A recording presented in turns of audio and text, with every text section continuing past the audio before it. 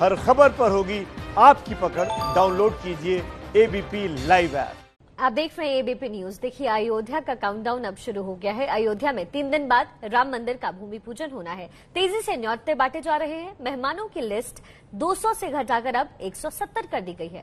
लेकिन एक हैरानी वाली खबर भी आई। सीएम योगी आज फिर से अयोध्या जा रहे हैं, लेकिन राम मंदिर आंदोलन से जुड़े बीजेपी मार्गदर्शक मंडल के 2 वरिष्ठ नेताओं का नाम मेहमानों की सूची से अभी तक गायब है।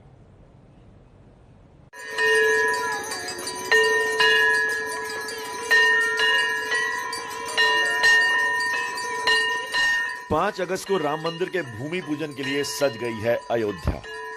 सरयू आरती में अयोध्या का जोश दिख रहा है।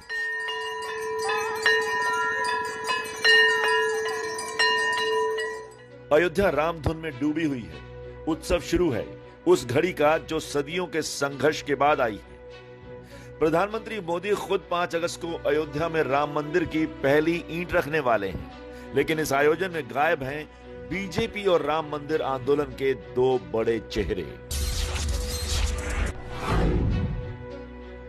जी हां, सूत्रों के मुताबिक अभी तक आडवाणी और डॉक्टर मुरली मनोहर जोशी को 5 अगस्त के कार्यक्रम के लिए न्योता नहीं मिला है। सूत्र बता रहे हैं कि राम मंदिर का चेहरा रहे इन दोनों नेताओं को ना ही मौखिक तौर पर और ना ही लिखित तौर पर बुलाया गया है। बीजेपी मार्गदर्शक मंडल के सदस्य दोनों वरिष्ठ नेताओं से ट्रस्ट की तरफ से किसी प्रकार का कोई संवाद भी नहीं किया गया है। राम मंदिर आंदोलन से जुड़ी उमा भारती और कल्याण सिंह को पहले ही निमंत्रण मिल चुका है। उमा भारती ने तो खुद ट्विटर पर यह जानकारी शेयर की थी। उन्होंने लिखा था, मुझे राम जन्मभूमि न्यास के वरिष्ठ पदाधिकारी ने निर्देश दिया है कि मैं 4 अगस्त की शाम तक अयोध्या पहुंच जाऊं। उनके निर्देश के अनुसार मुझे 6 अगस्त तक अयोध्या में ही रहना होगा। अयोध्या में 5 अगस्त के कार्यक्रम के लिए मेहमानों की सूची 200 से घटाकर 170 की गई है। श्री राम जन्मभूमि तीर्थ क्षेत्र ट्रस्ट चुन चुनकर लोगों को मौखिक या लिखित तौर पर न्योता दे रहा है, लेकिन आडवाणी और डॉक्टर जोशी को निमंत्रण न मिलना उनके समर्थकों को चौंका सकता है। श्री राम जन्मभूमि तीर्थ क्षेत्र ट्रस्ट की प्रतिक्रिया का इस पर सभी को इंतजार है। प्रधानमंत्री नरेंद्र मोदी 5 अगस्त को राम मंदिर के निर्माण के लिए अयोध्या जा रहे हैं। उसके पहले उनकी एक तस्वीर वायरल है। ये तस्वीर तब की है जब 1991 में नरेंद्र मोदी तत्कालीन बीजेपी अध्यक्ष मुरली मनोहर जोशी के साथ अयोध्या आए थे। अयोध्या के फोटोग्राफर महेंद्र त्रिपाठी ने यह तस्वीर खींची थी। त्रिपाठी के मुताबिक 29 साल पहले तब मोदी ने मंदिर निर्माण के समय अयोध्या आने का संकल्प लिया था। ये जो फोटोग्राफ आप माननीय प्रधानमंत्री जी की फोटो देख रहे हैं, ये वर्ष 1991 की है, और जब डॉक्टर मुरली मनोहर जोशी जो बीजेपी के राष्ट्रीय अध्यक्ष हैं उनके साथ वो आए हुए थे, और उस समय जो है रामलला का जन्मोत्सव था। उस वक्त गुजरात में बीजेपी के महासचिव थे नरेंद्र मोदी और बीजेपी के अध्यक्ष थे डॉक्टर मुरली मनोहर जोशी। 29 साल बाद राम मंदिर के कार्यक्रम में जब नरेंद्र मोदी फिर से अयोध्या आ रहे हैं तो महेंद्र त्रिपाठी को उनकी वो बात याद आ रही है। हमने उनसे पूछा था कि किस तरह लग रहा था, बहुत अच्छा लगा, बहुत बढ़िया। तो हमने अनायास ही इसे पूछ लिया कब दोबारा आप कब आएंगे, तो उन्होंने कहा था कि जब राम मंदिर बनेगा तब आएंगे। अयोध्या में राम मंदिर आंदोलन के लिए 1989 में आडवाणी की रथ यात्रा को कौन भूल सकता है। सोमनाथ से अयोध्या के लिए रथ यात्रा के प्रभारी थे नरेंद्र मोदी। इसी रथ यात्रा के बाद न सिर्फ देश में राम मंदिर का आंदोलन परवान चढ़ा, बल्कि बीजेपी भी इसके बूते सफलता की सीढ़ियां चढ़ती गई। अयोध्या में अब राम मंदिर का सपना साकार हो रहा है, तो ऐसे समय में आडवाणी और जोशी का पूरे परिदृश्य से गायब होना चर्चा का विषय बन गया है। ABP news report. वैसे वाकई ये चौंकाने वाली बात तो है। वैसे आपको बता दें कि भूमि पूजन में न्योता नहीं मिलने पर महामंडलेश्वर भी बेहद नाराज हैं। भूमि पूजन में ना बुलाए जाने पर एक दलित महामंडलेश्वर ने आवाज उठाई तो संतों की सबसे बड़ी संस्था अखिल भारतीय अखाड़ा परिषद ने उनको अल्टीमेटम दे दिया है। राम मंदिर के भूमि पूजन कार्यक्रम में इकलौते दलित महामंडलेश्वर स्वामी कन्हैया प्रभुनंदन गिरी को न्योता नहीं दिए जाने का विवाद गर्मा गया है। 2 दिन पहले कन्हैया नंदन गिरी ने भूमि पूजन में ना बुलाए जाने के खिलाफ आवाज उठाई तो संतों की सबसे बड़ी संस्था अखिल भारतीय अखाड़ा परिषद ने उन्हें चेतावनी दे डाली। अखाड़ा परिषद दबाव बना रहा है कि स्वामी कन्हैया गिरी अपना बयान वापस लें या फिर महामंडलेश्वर का पद छोड़ दें। कन्हैया गिरी ये कह रहे हैं कि मैं दलित संत हूँ मुझे अयोध्या में नहीं बुलाया गया, यह गलत है, असत्य है। कन्हैयागिरी महामंडलेश्वर हैं, उन्हें ये ज्ञान होना चाहिए कि साधु की कोई जाति नहीं होती है। अखाड़ा परिषद का कहना है कि स्वामी कन्हैया प्रभुनंदन गिरी गलत ट्रैक पर जा रहे हैं। ऐसे में अखाड़ा परिषद की अगली बैठक में चर्चा कर उनके खिलाफ कोई कड़ा फैसला लिया जाएगा। मीडिया में बने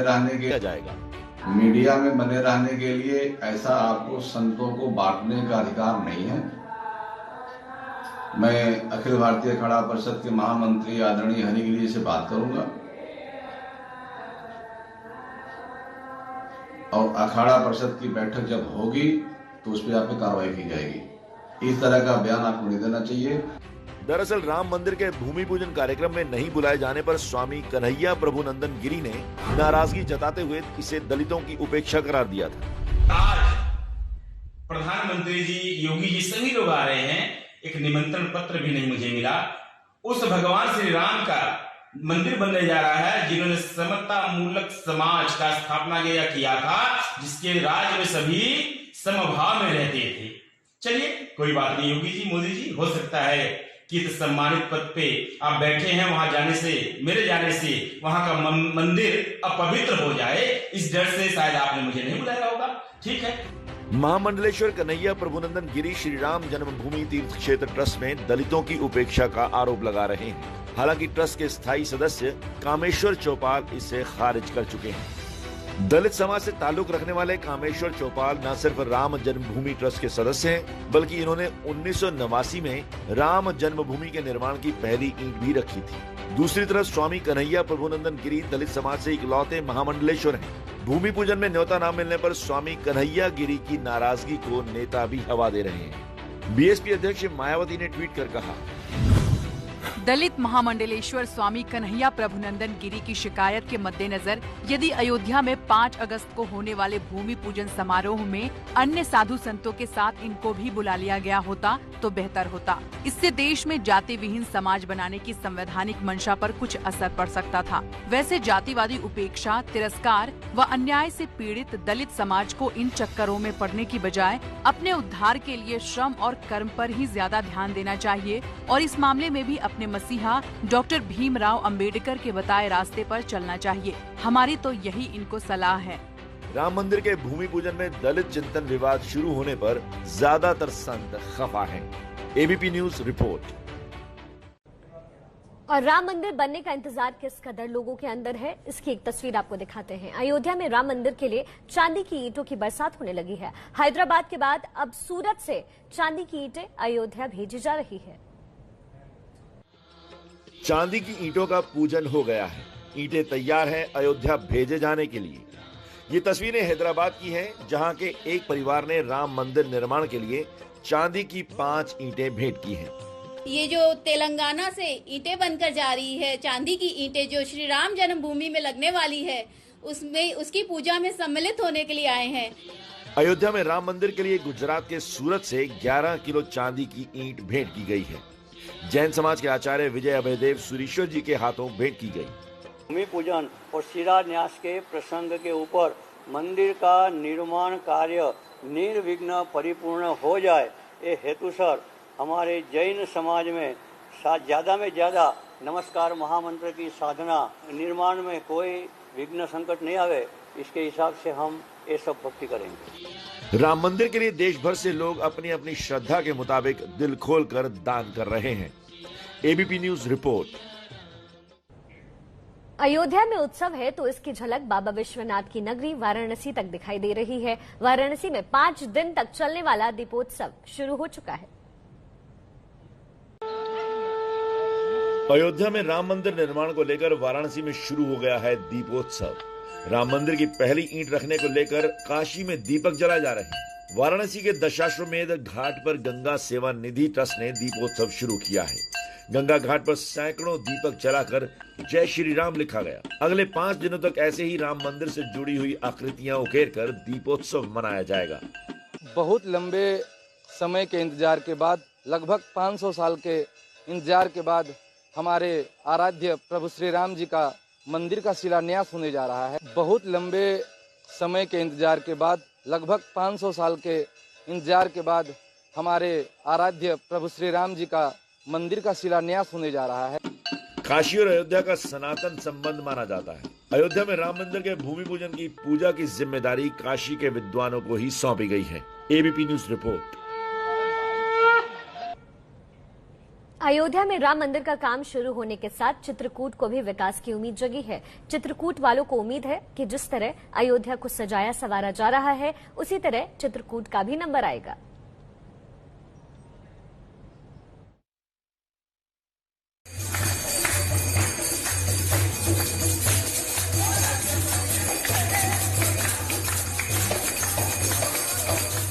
अयोध्या में राम मंदिर निर्माण की खुशी में चित्रकूट भी झूम रहा है।